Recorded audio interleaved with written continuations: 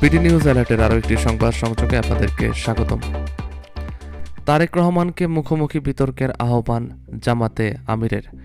BNP chairperson Tarique রহমানকে প্রকাশ্যে মুখোমুখি বিতর্কের আহ্বান জানিয়েছেন জামায়াতে ইসলামী আমির ডাক্তার শফিকুর রহমান।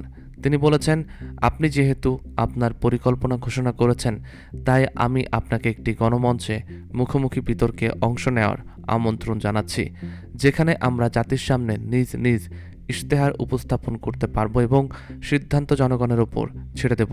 শুক্রবার 6 ফেব্রুয়ারি এক ফেসবুক পোস্টে জামায়াত আমির এই আহ্বান জানান।